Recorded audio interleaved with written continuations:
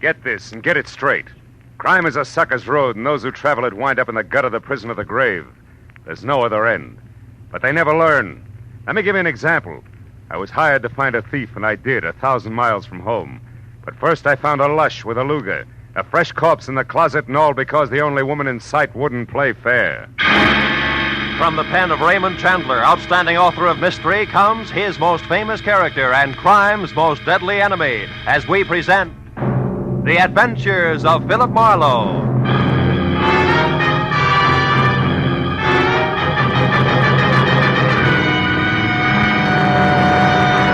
Now, with Gerald Moore, starred as Philip Marlowe, we bring you tonight's exciting story, The Unfair Lady.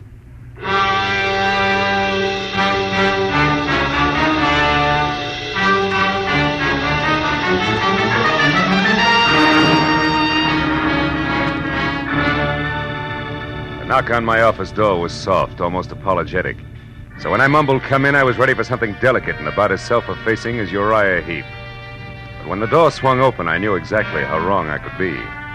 The gentleman was maybe 40, gray at the temples with shaggy eyebrows and a military mustache, and built like a heavy cruiser with a pair of catcher's mitts for hands. I'm Elliot Flory, Mr. Marlowe. Mr. Ira Bjornson's secretary. Are your services available, sir?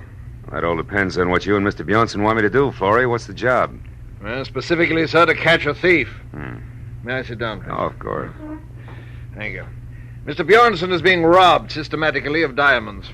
Are they disappearing from a store he owns, or is somebody robbing his wife? No, Mr. Marlowe. You see, sir, Mr. Bjornson owns and operates the Bjornson Mines, the relatively new but important deposit of kimberlite pipe. Kimberlite which? Kimberlite pipe, Mr. Marlowe. Oh. The geological term of the diamantiferous blue ground which yields the minerals. Oh, of course, diamantiferous. Well, last November, sir, the 21st to be precise, you worked for Mr. Craig Norton, a mining engineer who lived here in Los Angeles. Mm-hmm. He recommended you to my employer. Now, Mr. Marlowe, will you take the job? I don't know.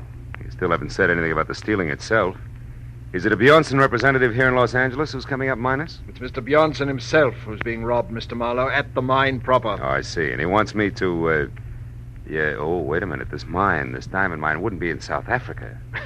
No, sir, it wouldn't. It's at Rislo. It's a hamlet 100 miles south of Nogales. South of where? Nogales, Mr. Marlowe, is a city in Arizona, a few hours' drive from Tucson at the Mexican border. Now, look, Mr. Flory, I'm a private detective in the city of Los Angeles who's at home in a barn, a back alley, or sometimes with a blonde.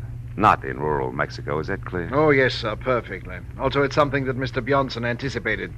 I refer to your reluctance to make the trip, sir. To Mr. Bjornson in Rislo, Los Angeles is the nearest metropolis where a dependable private detective could be found. To you in Los Angeles, Rislo is a new world. Therefore, Mr. Marlowe, these papers. The first is your plane reservation, De Luxe Passage, leaving tonight for Nogales, where you will be met and chauffeured across the border to Rislo. You know, you tossed that off like it was transferring from the red bus to the E-car downtown. It's less complicated, sir, I'm sure. It is? Now, these other papers, Mr. Marlowe, are both checks, each for $500. One is your fee, and the other for expenses, not including your air travel. Your decision, sir. Oh, well, my decision, Mr. Flory, is that for $500 plus, Rislo is plenty cosmopolitan for me. I'll go. You'll go? I'll go.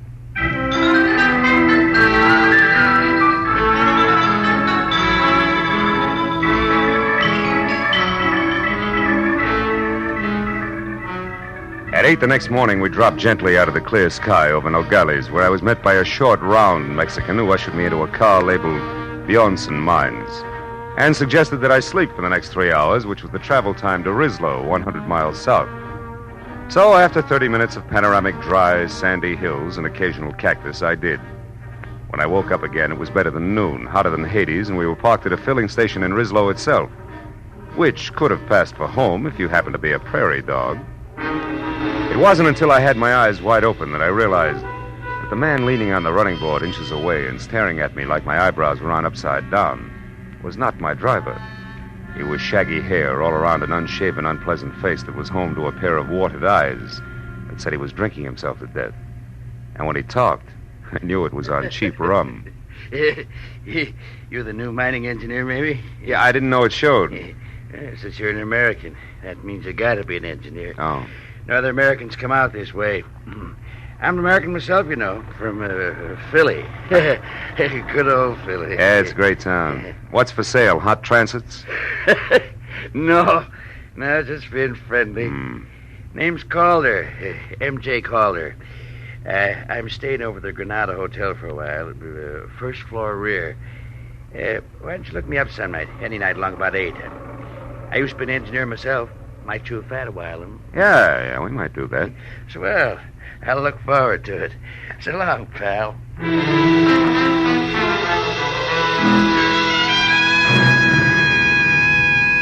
When my driver and I were back on the hot dirt road, I was told the Bjornson mine was the open pit type, a deep hole about a half-mile in diameter in the middle of the Bjornson property, which was clearly circled by 11 miles of 8-strand barbed wire fence, which was guarded by 50 ex-GIM Mexicans who were under the iron fist of one Captain Juan Lufino. 20 minutes later, when we entered the main gate and were slowly driving up a neatly landscaped white pebble road, I got a different picture of life at the Bjornson mines. It was the residential side, plush and strictly Beverly Hills. From the sprawling red brick house past the green and white tile swimming pool to the guest house beyond. Inside, I found the multimillionaire himself. It was a bald 50, perspiring and shaped like a bowling pin. At 10 o'clock last night, Marlowe, it happened again. $5,000 worth of stones. The 7th robbery in as many weeks, excluding, of course, the usual trickle. The usual trickle? $1,000 or maybe $2,000 worth a month. That stealing nobody can stop. The natives, the guards, visitors, everybody.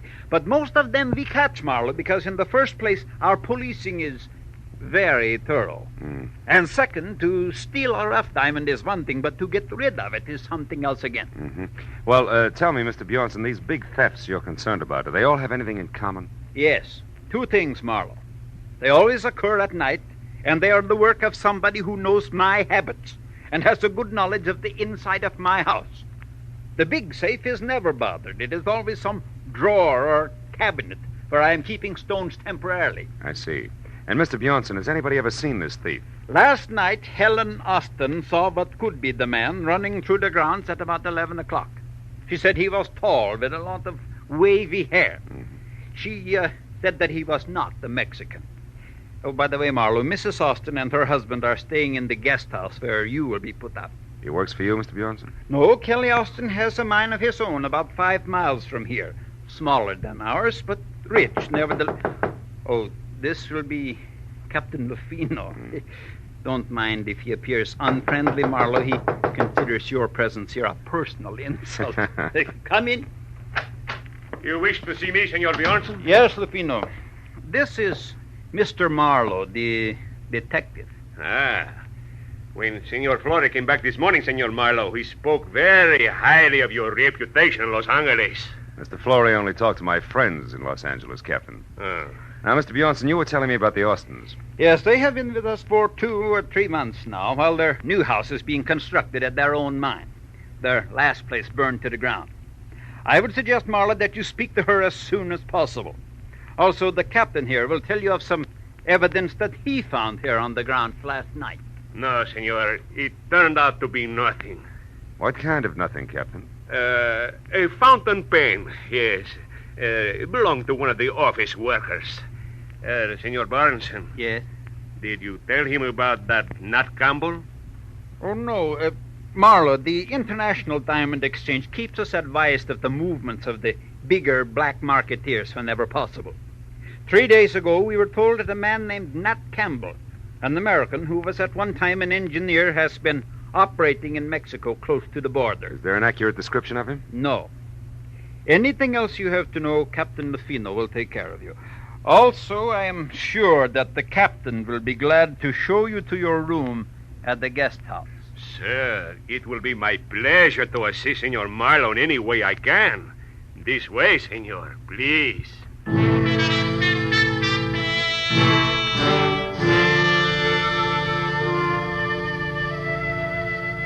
Captain Lufino's interpretation of assist was to hand my suitcase to a boy, point a thick thumb in the general direction of the guest house, and disappear. So after thanking him for his trouble, I went to my room, unpacked, changed into a dry shirt, which was damp again in 3 minutes, and then started for the suite on the opposite side of the building, where I'd been told I could find Helen Austin. But when I was halfway to a screen door, I stopped at the sound of a raised voice that I'd heard before. It was Mr. Elliot Florey, who was about to leave and unhappy about the whole thing. When I was close enough to see Mrs. Austin, I could also see why. The lady was blonde, deeply tanned, just a shade off beautiful and almost dressed in a white linen shorts with halter to match. I told you Elliot, last stop night. it. Why You're do you... behaving like a fool. Oh, am I? Well, you just wait a bit, my dear. We'll see who the fool is around here. Oh, yes. Marlowe, what are you doing out there? Calling on Mrs. Austin. Why? Do I need a visa, Florey? No. No, Mr. Marlowe. You don't need a visa. You don't need anything. Well, come in, won't you? Elliot was just leaving. Yes, I have to be running along. I'll see you later, Helen. I can't wait. Well, sit here, Mr. It's Phil, isn't it? Phil Marlowe? Mm-hmm. Nice name. You know, Phil, I don't often get to see a new face around here, so anything I can do for you will be a pleasure. Mm-hmm. I'm sure the pleasure will be all mine. But aren't you afraid you'll catch cold? Why? Don't you like it? Oh. I made it myself. I do most of my things, you know. Regional styles are too far behind New York to suit me. My husband, Kelly, says I'm clever. Better than that, Helen. Kelly, what? You're resourceful. You startled me. Darling, this is Philip Marlowe. I know. Ira told me you were with us, Mr. Marlowe. Can I be of some help, possibly? No, not at the moment, Mr. Austin. Right now, I'm only interested in knowing if your wife here can add anything to a description of last night's stranger. Can you, Mrs. Austin? Why, no. If there were anything else outstanding about the man, I certainly would have told Ira. No doubt. But what about the run-of-the-mill things? His dress, the way he walked. Like most men, Marlowe, he wore one pair of pants, one shirt. He had only one head. Also, like most men, he smelled of liquor. Rum, maybe? We all drink rum here. How about joining us in some after dinner? Long about 8? Thanks, but long about 8, I've got to be back in Rislow to see Mr. Calder. Ever hear of him, Austin? Why, no. Should I have? I don't think so, no. He'd have very little in common with you people, with one exception. Which is what, Phil? Rum, Mrs. Austin. He's crazy about it.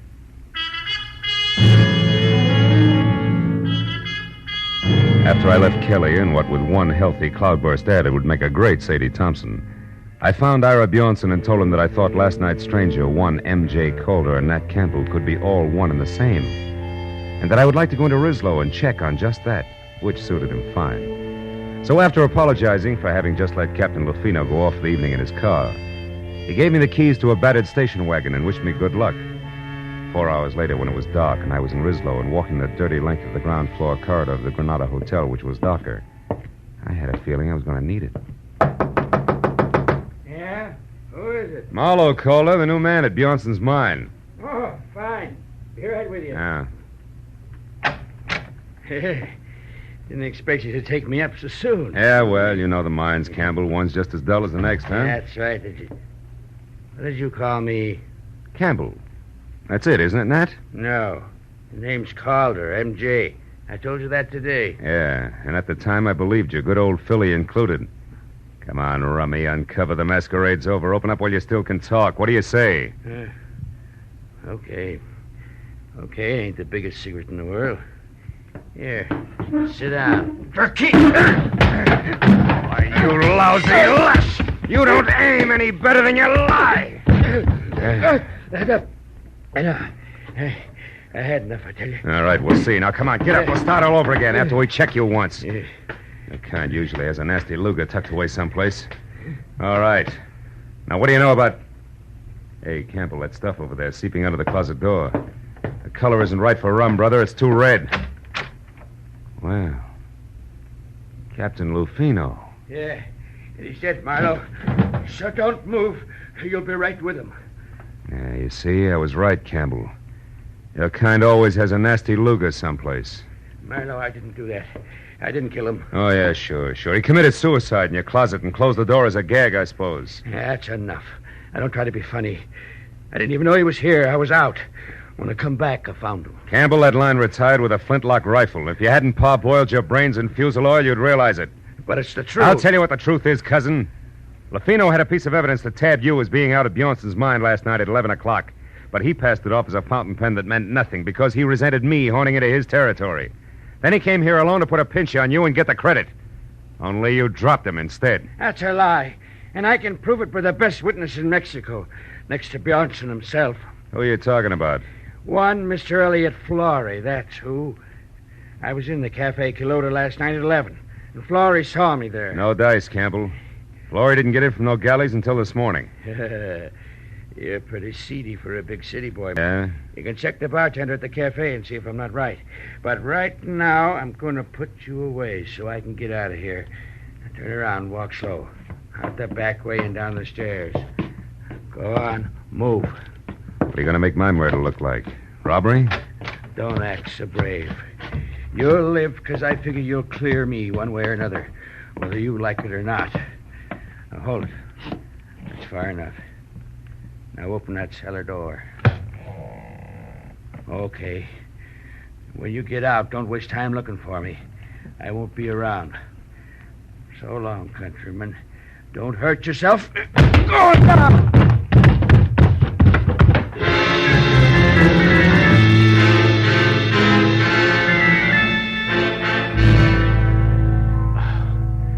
The cellar was as light and wholesome as a Parisian sewer. Even with the help of several generations, termites, it took a half an hour to break out. When I got upstairs again, it was deserted except for the late Captain Lufino. I went through his pockets, but they held nothing more exciting than battered cigarettes and some small change, but under the tight sash around his waist was a small green suede pouch containing 3 minute diamonds in the rough. I began to see what Bjornson meant by the usual trickle. Everybody, including the chief of his own guard, seemed to be in on the act. I dropped the pouch in my pocket and headed for the Quilota Cafe, where 2 American bucks and a nasty snarl at the bartender brought me the fact that Elliot Flory actually had been there last night. Had waited 2 hours for somebody who didn't show up, and then left. That made my next stop the mine. So I bounced the station wagon out of town, back to Bjornson's house, and started in. But a pair of bare shoulders above a snug linen halter intercepted me. Hello. You're back safe, I see. Enjoy all the sights in our filthy, stinking little town? Not much, Mrs. Austin. You should have taken me along as a guide. I could show you lots of interesting things. Like what, for instance? Like the sky and the moon. I like things clean, soft. I like lights and music and people. I like you, Marlowe. Save it. That Buttons and Bo's routine is strictly your own problem. I've got work, and it starts with Elliot Flory. Where is he? What makes you think I'd know that? Because you two have been keeping close track of each other for some time. You're anxious to drop it, but Flory isn't. And now he's got a hold over you, and you're worried silly. Why, and you skip did- that, too. From what I know, I can fill in a very unpleasant yarn, and I will if I have to. So come on, baby, no dramatics. Let's have it. Where's Flory? Marlowe, you're a louse. But at that, you're better than he is. Went over to our place of mine about half an hour ago. I don't know why he wouldn't tell me. Just warned me to keep my mouth shut and left. That doesn't make sense. Where's Mr. Austin? My good husband is off somewhere checking on supplies, he said. Okay, I'll pay a call on Flory right now. When I get back, baby, I'll have a lot of answers, so I advise you to wait up, huh? Sure. When you're all through with him, do me a favor, will you, Mr. Tough Detective? What, throw him back? No, kill him.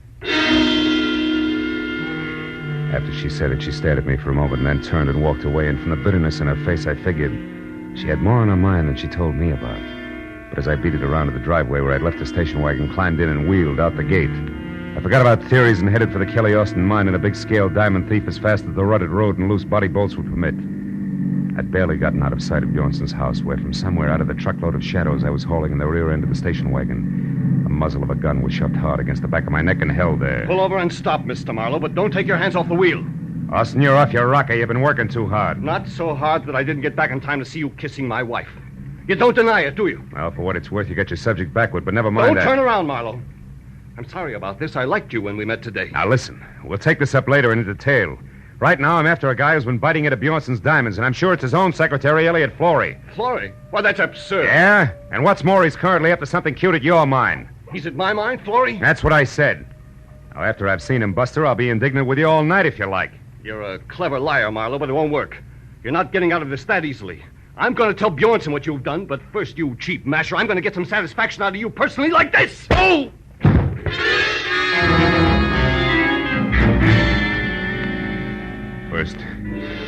First one side of my head, and then the other exploded like Roman candles. But I fell a long way out of the car door to the road. When I finally stopped falling and started back to my feet, I had a double handful of Mexico in my mouth. All the rest of it I could see looked big and black and deserted. The station wagon was gone, and so was my enthusiasm, and the picture of Marlowe on foot in the middle of the Mexican mountain looked pretty stupid. I trudged back toward the house. But I stopped as a pair of headlights swung out the gate and slashed down the road at me. Came to a sandstorm halt. Marlowe! Marlowe, what happened to you? It's a long story, Mrs. Austin. The less you hear about it from me, the better for all of us. What do you mean? That Kelly, your husband, was watching when you wanted to show me the Mexican sky and the moon. Up there at the house. He was just a teensy bit irate about it. Oh, is that all? That's enough. What about Florrie in the mine, Marlowe? How should I know? When I got tangled up as a heavy in this corny gaslight melodrama, Wait a minute. Did you put that jacket on since I saw you last? No, what's the matter? Come over here in the light. Come on! Sure. Now, listen, Helen. You told me once sewing was your hobby. Did you happen to make this item yourself? Yes, Simon. What's so important about that? It's a long shot, but if it pays off, I'll catch both a killer and a diamond thief. I'm going to borrow your car, beautiful. Wait a minute. I'm coming with you. No, you're not. I've got to get Florrie and stop a murder, and that takes a different kind of speed than you've got. So long, baby. With every jolt of the car, another Roman candle went off in my head, but I kept the gas pedal jammed to the floor until I saw the turnoff sign for the Austin mine. Then I cut the lights and pulled over. It was 400 yards up the side road to the gate where a Mexican sentry in a battered sombrero leaned against a post on a barbed wire barricade. I skirted him and followed a path outside the fence until I found the landmark I was looking for. There was another sombrero, and a few feet away, sprawled out, sleeping soundly from a blow on the back of his head, was its owner. 2 strands of the barbed wire had been cut. So I crawled through and up to the edge of the big pit. It looked black and bottomless, until a tiny flicker of light down deep inside winked on for an instant, and then went out again. That was my cue. But I was 15 tooth-and-nail minutes playing mountain goat on tiptoe down 150 vertical feet of ladders and catwalks before I was near the bottom and close enough to hear a pick biting hard clay. When it stopped suddenly, so did I, and listened with my .38 clenched in my hand. But Florrie had been surprised by someone from the bottom of the pit, not by me. Austin, how did you... No, don't shoot, Austin, please. Why not, Mr. Florrie? You found what you were looking for, didn't you? Didn't you? Yeah. Yes, I did. And what precisely did you find? That my mine has run out? That it's worthless? That I've kept it going only with stolen diamonds? That's right. I suspected it. Now I know. You're the one who's been stealing from Bjornson. You bring the diamonds here, you salt your own ground with them, and then remine them as fresh stone. And get the full market price, yes. But what do you hope to achieve with this information now, Mr. Florrie? You realize that I have to kill you? No, wait. I have nothing against you, Kelly. In fact, I have a proposition to offer you. You're in a poor position to bargain, but go ahead. Now, you'll never get away with killing me. Won't I? I got away with one murder. Bruno. He would have found out about me eventually because I made a mistake last night. But that sot Campbell will take the blame for him. And right now, you're just another trespasser, so make your offer. Make it good. Go on. All right. I promise you, no one will ever know about this. If you'll get out of Mexico and leave Helen here with me. You dirt. I'm not going to shoot you, Florrie. I'm going to strangle you with my bare hands. I ought to turn right back and let you. Gas, school's out. Drop it, Austin. Stand still, both of you. No, it's too late for that. You hit him, Marlowe. You got him. I think he's dead. Yeah. And I got something for you, Florrie. I hope I can get the slime off my fist.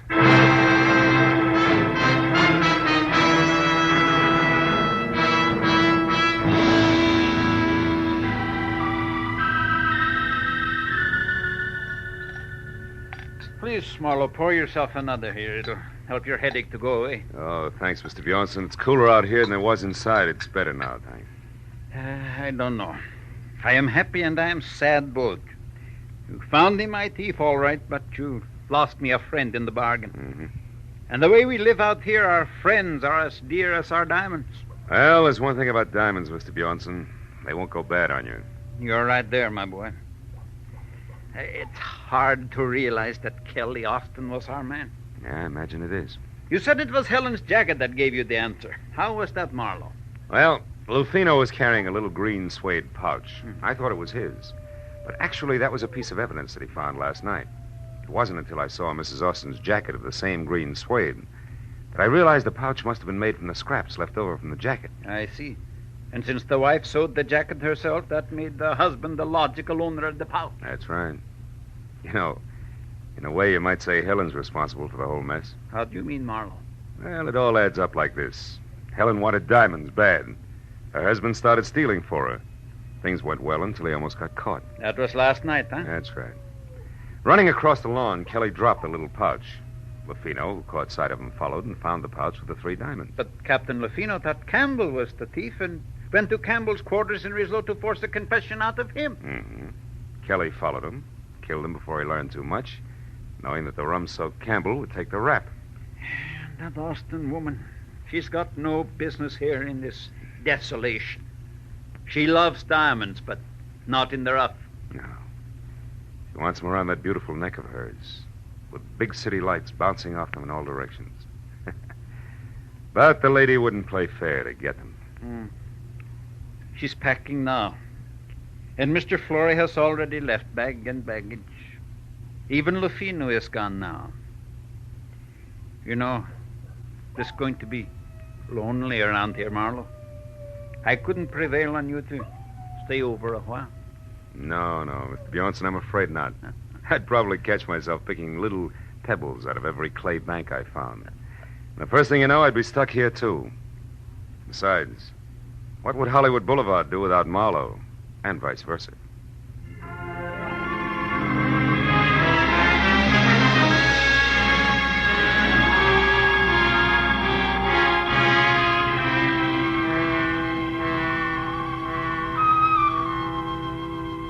When the driver who was taking me back to Nogales was finally ready, and we started out of the mines, I took a long last look down into the gaping, dirty, lonely pit that was the Bjornson Diamond Field.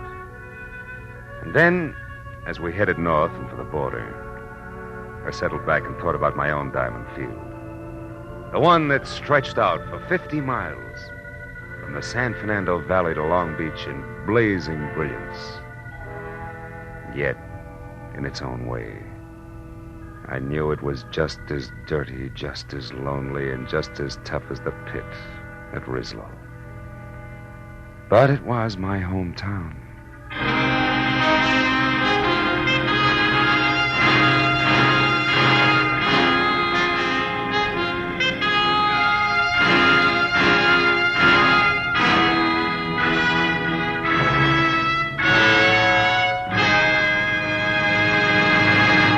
The Adventures of Philip Marlowe, created by Raymond Chandler, star Gerald Moore, and are produced and directed by Norman MacDonald. Script is by Mel Donnelly, Robert Mitchell, and Gene Levitt. Featured in the cast were Parley Bear, Betty Lou Gerson, Hans Conried, Paul Dubov, Wilms Herbert, and Nestor Paiva. The special music is by Richard O'Runt. Be sure and be with us again next week when Philip Marlowe says... She had soft brown eyes and an accent, and she came to town with a job to do. But before it was done, death had struck 3 times. Then she was gone. And all because of 30 drops of pigeon's blood worth $50,000.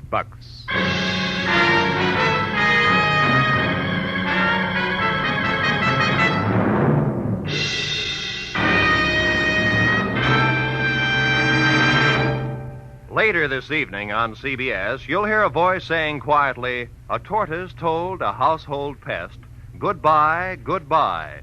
And MD said, "You'll pass the test up in the sky." Those words are a magic key to $53,000 in cash and prizes. Like to take a try at it? Then be waiting for Sing It Again, CBS's hour-long fun fest of music, laughter, and wonderful songs later tonight on most of these same CBS stations. This is Roy Rowan speaking. Now, stay tuned for Gangbusters, which follows immediately over most of these same stations. This is CBS, the Columbia Broadcasting System.